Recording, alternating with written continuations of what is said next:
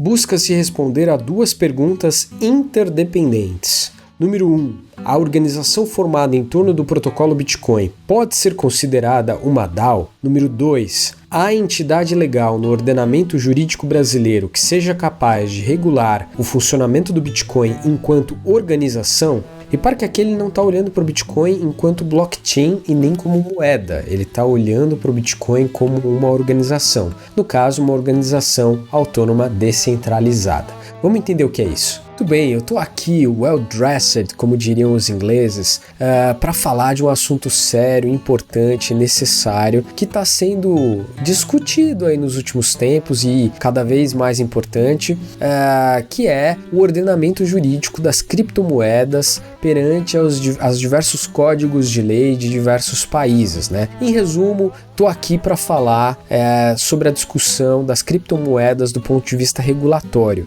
e mais precisamente para apresentar para vocês um artigo recentemente escrito chamado Da Pessoa Jurídica do Bitcoin enquanto Organização Autônoma Descentralizada, escrita por um advogado chamado Vitor Valente. Vamos lá que eu vou contar para vocês o que tem nesse artigo de 25 páginas, quais são os pontos altos e quais são as perguntas importantes, os pontos altos que ele levanta. Será que o Bitcoin, além de uma blockchain e além de uma moeda, é também uma DAO? E se ele é uma DAO, como caracterizá-lo perante a lei, né? As DAOs são, de fato, pessoas jurídicas? De que tipo? Essas e outras perguntas são provocações propostas nesse artigo e é na direção delas que esse trabalho vai caminhando, tá? Você ficou curioso? Então acompanha aqui que eu te conto a nossa avaliação e os pontos fortes e todos os detalhes desse trabalho. Oi, eu sou Felipe Cabral, esse é o Banco Aberto e aqui a gente fala sobre economia, criptoativos, DeFi e novas tecnologias para o setor financeiro. O nosso objetivo é sempre apresentar os bastidores, as tendências e ferramentas que fazem parte das transformações econômicas ao longo dos tempos. As antigas e as mais atuais. Se você quer novos horizontes, quer aumentar seu repertório, quer se especializar em economia e finanças com foco em criptoativos, tokenização, nova economia digital, você está sim no lugar certo. E esse é o Frequência Econômica, nossa série de análises sobre livros, artigos, autores, de teoria e de prática econômica, que a gente faz um vídeo resenha de várias obras, sempre buscando correlacionar os temas e assuntos discutidos com os temas mais recentes relacionados à nova economia digital. Esse artigo foi escrito e publicado recentemente, da data da gravação desse vídeo, por um advogado bastante atuante aí nos círculos e comunidades Web3, chamado Vitor Valente, em ocasião do trabalho dele para um curso de MBA. Eu selecionei esse artigo para apresentar aqui porque, na minha avaliação, ele se destaca em diversos aspectos, sobretudo na proposta interrogativa que ele faz e no campo que ele se debruça, que é o campo do direito, tá? Existem poucos trabalhos ainda publicados no mundo com foco em compreender e direcionar estratégias, respostas, propostas para esses novos paradigmas que as criptomoedas inauguram. Quem estiver disposto a fazer isso nesse momento, a estudar esse assunto, publicar suas conclusões, vai se destacar lá na frente com certeza. E quem estiver disposto a entender melhor isso, vai certamente poder trabalhar muito melhor com o tema. Um mundo mais pleno, com mais adoção, massificação de uso dessas novas tecnologias, da blockchain economy, vai passar necessariamente por uma profunda reforma no modo como as coisas estão estabelecidas. Não tem como, nenhum grande banco privado do mundo,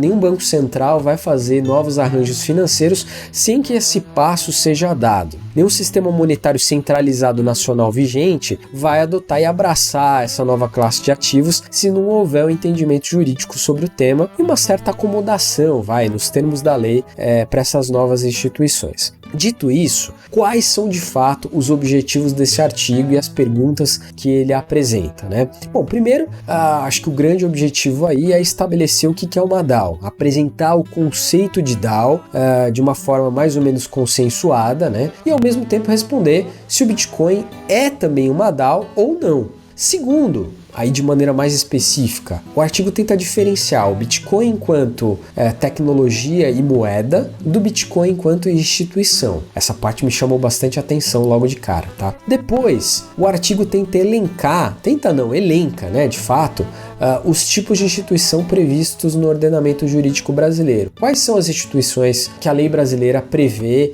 e regulamenta? Então tá lá. E por fim, o artigo tenta correlacionar ou perceber aproximações e distanciamentos entre os tipos de instituição previstos em lei no Brasil e o tipo de instituição que o Bitcoin tem se mostrado ser. Esse é o percurso que ele faz. Isso é super interessante. Eu confesso para vocês que foi o primeiro trabalho formal focado nessa temática que eu li em língua portuguesa, tá? Segundo o autor, foi feita uma pesquisa qualitativa através de bases de publicação científica aberta, com o objetivo de analisar a literatura encontrada ali e buscar nela as melhores definições para o debate do tema. A primeira parte do artigo começa com a apresentação do Bitcoin enquanto tecnologia, descrevendo, né? E ele toma como base muito o próprio white paper do Bitcoin para fazer isso. Para quem já conhece o tema, não tem nenhuma grande novidade aqui, mas se você está começando a entender esse mundo, eu recomendo que você leia essa parte com bastante atenção e caso não entenda alguma coisa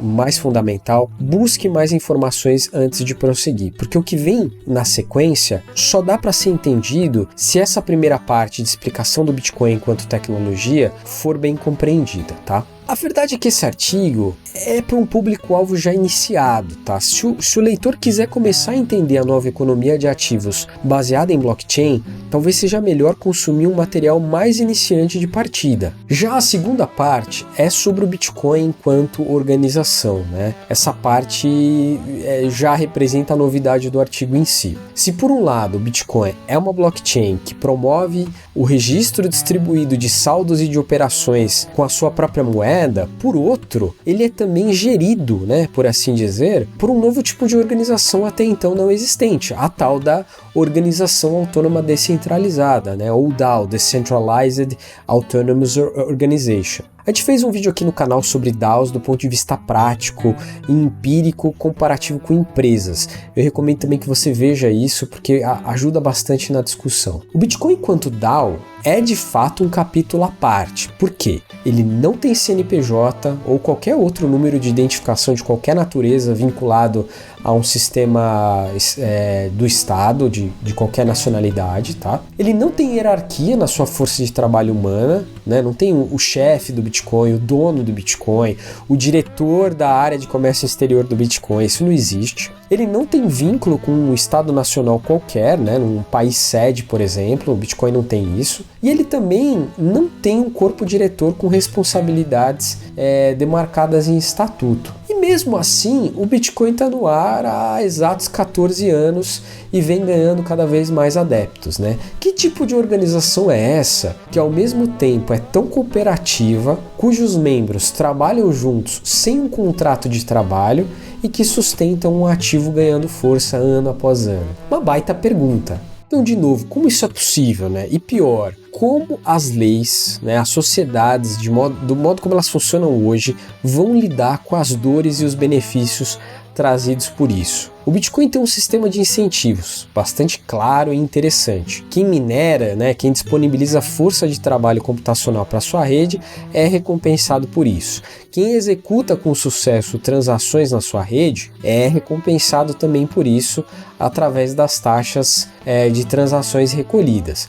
Mas o Bitcoin não tem uma persona que representa a figura do controlador e do distribuidor de incentivos. Essa persona, no limite, é a própria rede. É o próprio algoritmo, é o próprio conjunto da obra. O Bitcoin enquanto DAO não exige que ninguém cumpra determinadas tarefas ou arque com determinadas responsabilidades. Quem faz isso, de novo, é a própria rede. E esse conceito é tão novo e ele é tão grande, sem precedentes, que ele tá causando um certo pânico naqueles que achavam que conheciam o mundo como ele era. Se você está me acompanhando até aqui e ainda não é inscrito no canal, por favor, clica aqui no botãozinho de inscrição para não perder os próximos conteúdos. E se puder, deixa aquele like, porque esse simples gesto ajuda muito a gente a produzir mais coisas e a fazer esse conteúdo chegar para mais pessoas. Valeu! Muito bem, e a terceira parte do artigo é então dedicada a discutir o que caracteriza essencialmente as DAOs, né? E aqui são analisados 3 aspectos fundamentais: o aspecto da descentralização, o da autonomia e o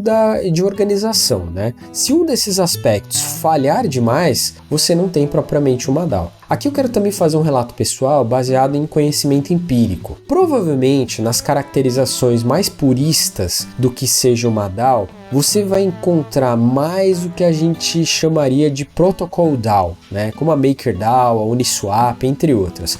Eu digo isso porque desde 2021 o tema das DAOs vem se aproximando muito dos temas de comunidades Web3. E aqui a gente precisa fazer uma distinção, tá? Uma DAO quase sempre é uma comunidade, mas uma comunidade nem sempre é uma DAO. São coisas diferentes que às vezes são tratadas como iguais. A DAO, a qual o Bitcoin pode ser melhor caracterizado, é uma organização de fato com membros espalhados pelo mundo, sem chefes, sem autoridades com poder de veto único, organizadas digitalmente e que possuem diversas operações sendo autoexecutadas por contratos inteligentes, tá? Que seria uma parte do aspecto autonomia, digamos assim. Aí teria também o tema da governança, relacionada aos processos de democracia radical. Mas isso leva a gente para outras discussões, é papo para outro vídeo. Muito bem, e esse artigo então termina listando os tipos de pessoas jurídicas no Brasil, né? Descrevendo cada uma delas e tudo mais. Vou colocar aqui a imagem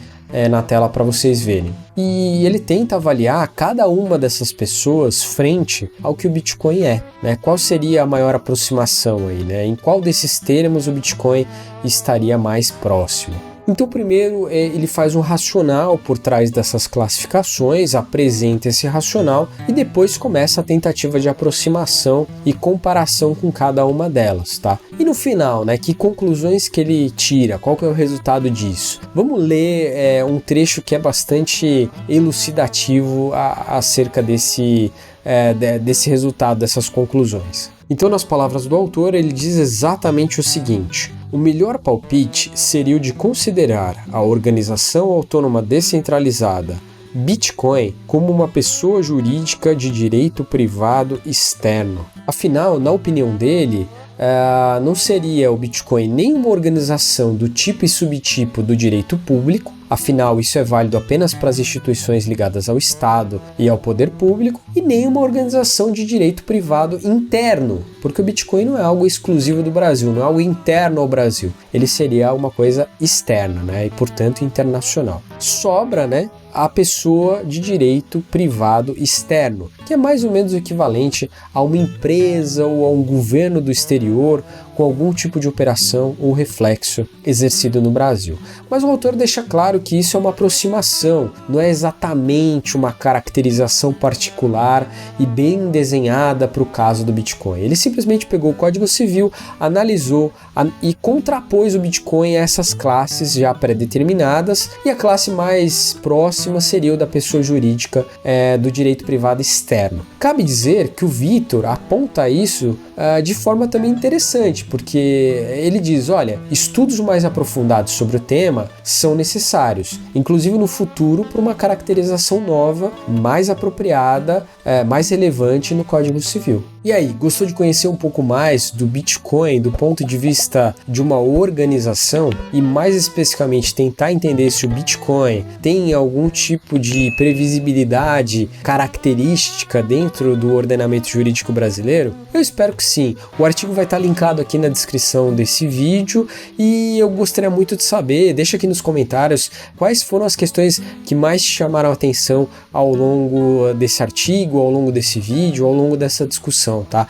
Seria muito interessante ler isso e compreender do lado de vocês quais são as inquietações a esse respeito. Vocês são favoráveis a uma lei que abrace o Bitcoin, que preveja o Bitcoin, as relações que o Bitcoin enquanto organização, moeda, enquanto rede pode ter? Ou aqui todo mundo é contrário a isso, não quer saber, a lei não deveria se meter com Bitcoin? Deixa aqui nos comentários que eu fico curioso para saber da opinião de vocês. Grande abraço e até o próximo vídeo.